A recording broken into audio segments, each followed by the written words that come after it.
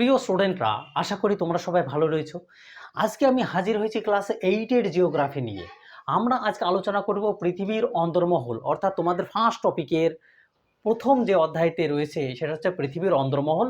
আজকে আমরা জানবো কেন্দ্রমণ্ডল সম্পর্কে।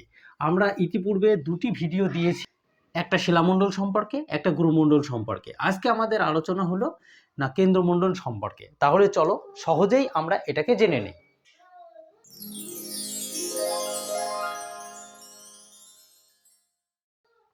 তাহলে আমরা জানবো যে কেন্দ্রমণ্ডল কাকে বলে। কেন্দ্রমণ্ডল হচ্ছে ভূ-অভ্যন্তরের একেবারে নিচে অবস্থিত যে কঠিন উষ্ণ এবং সান্দ্র স্তরটি রয়েছে। এটা কিন্তু কঠিন অবস্থাতেও থাকে, প্রচণ্ড উষ্ণতা যুক্ত এবং কিছুটা সান্দ্র অবস্থায় থাকে। তাহলে এটাও সেই কঠিন উষ্ণ এবং সান্দ্র যে পৃথিবীর কেন্দ্রে অবস্থিত যে স্তর, তাকে আমরা কি বলবো? পৃথিবীর কেন্দ্রমণ্ডল। ঠিক আছে, তাহলে কেন্দ্রমণ্ডল ডেফিনেশন আমরা জানলাম। এবার এর বৈশিষ্ট্য সম্পর্কে আমরা একে একে জানবো। তাহলে আমরা বৈশিষ্ট্য লিখব। তাহলে প্রথম বৈশিষ্ট্য আমরা 1-2 করে লিখব। অবস্থান। দেখো, কেন্দ্রমণ্ডল কোথায় অবস্থিত? এটা হলো পৃথিবীর একেবারে কেন্দ্রে অবস্থিত, অথবা গুরুমণ্ডলের নিচের স্তরে অবস্থিত। তাহলে আমরা কি বলবো? এটি পৃথিবীর কেন্দ্রে অবস্থিত। আমরা এক কথায় লিখে দিলাম, এটি পৃথিবীর কেন্দ্রে। তাহলে পৃথিবীর কেন্দ্রে অবস্থিত, অথবা তোমরা লিখতে পারো গুরুমণ্ডলের নিচে এটি অবস্থিত। ঠিক আছে।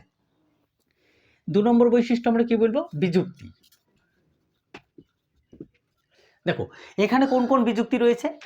এখানে আমরা জেনেছিলাম যে 2900 কিলোমিটার একটা বিযুক্তি ছিল, তার নাম মনে আছে? তার নাম গুটেনবার্গ বিযুক্তি। অর্থাৎ এটি গুটেনবার্গ বিযুক্তি থেকে পৃথিবীর কেন্দ্রবিন্দু পর্যন্ত, অর্থাৎ 6371 বা 70 কিলোমিটার পর্যন্ত বিস্তৃত। তাহলে আমরা এখানে কোন বিযুক্তি পাচ্ছি?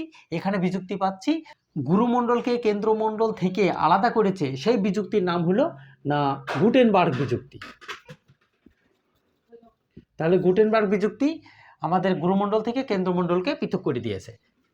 তাহলে এখানে একটা বিযুক্তি পেলে। এছাড়াও আরেকটু কথা বলে রাখি, এই কেন্দ্রমণ্ডলকে দুটি ভাগে ভাগ করা যায়, যার উপরের দিকে একটি নাম আছে, নিচের দিকের একটি নাম আছে। উপরের দিকে নাম হলো ঊর্ধ্ব কেন্দ্রমণ্ডল, আর নিচের দিকে কে অন্ত কেন্দ্রমণ্ডল বলে।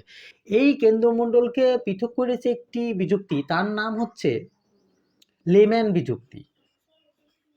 তার নাম লেম্যান বিযুক্তি। তাহলে আমরা বলতেই পারি যে কেন্দ্রমণ্ডলের মধ্যে আবার রয়েছে কি, কোন বিযুক্তি? না লেম্যান বিযুক্তি, তাই না? তাহলে আমরা জেনে গেলাম লেম্যান বিযুক্তিটা কোথায় আছে। 3 নম্বর, এর গভীরতা আমরা বলবো। তাহলে এই স্তরের গভীরতা কত? এই যে গুরুমণ্ডল 2900 কিলোমিটার থেকে আমাদের 6370 বা 71 কিলোমিটার পর্যন্ত।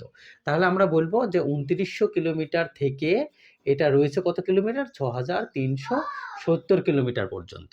ওকে। 4 নম্বর, এবার আমরা কি বলবো? এর উষ্ণতা। দেখো, এই স্তর প্রচণ্ড উষ্ণ, কারণ পৃথিবীর কেন্দ্রস্থলে প্রচণ্ড উষ্ণতাযুক্ত। এখানকার গড় উষ্ণতা মোটামুটি 5000 ডিগ্রি সেন্টিগ্রেড। দেখো, এখানে কোন কোন উপাদান রয়েছে? এখানে মেইনলি দুটো উপাদান আছে। একটা হচ্ছে নিকেল, মানে Ni নিকেল, আর একটা হচ্ছে লোহা Fe। তার জন্য এই স্তরকে একত্রে বলা হয় নিফে। কি বলে? না নিফে। এই জন্য একে নিফে বলা হয়। লোহা এবং নিকেল থাকে বলে নিফে বলে। প্রচণ্ড ভারী, এই স্তরটি প্রচণ্ড ভারী। তারপরে কি বলবো? এর গড় ঘনত্ব। এখানকার পদার্থের ঘনত্ব কত? দেখো, এর তুলনায় শিলামণ্ডল এবং গুরুমণ্ডলের তুলনায় পৃথিবীর কেন্দ্রস্থল অত্যন্ত ভারী বলে এর ঘনত্ব ডেফিনেটলি বেশি হবে। তাহলে এখানকার ঘনত্ব হচ্ছে 9.1 থেকে মোটামুটি 13.1 গ্রাম পার ঘন সেন্টিমিটার। তার মানে বোঝা যাচ্ছে যে এখানকার ঘনত্ব কিন্তু প্রচণ্ডই বেশি, তাই না? তাহলে আমরা জানলাম যে কেন্দ্রমণ্ডলের বৈশিষ্ট্য সম্পর্কে। এবার কেন্দ্রমণ্ডলকে আমরা দুটো ভাগে ভাগ করেছিলাম। কি? উপরেরটাকে ঊর্ধ্ব কেন্দ্রমণ্ডল বলেছিলাম, আর নিচেরটাকে অন্ত কেন্দ্রমণ্ডল বলেছিলাম। তাহলে ওই ঊর্ধ্ব কেন্দ্রমণ্ডল এবং অন্ত কেন্দ্রমণ্ডলের মধ্যবর্তী স্থানে একটি বিযুক্তি রেখা ছিল। তার নাম কি বিযুক্তি? তার নাম হচ্ছে লেম্যান বা লেহম্যান বিযুক্তি। এই লেহম্যান বিযুক্তি কত কিলোমিটারে রয়েছে? এটা রয়েছে 5100 কিলোমিটারে, 5100 কিলোমিটার নিচে।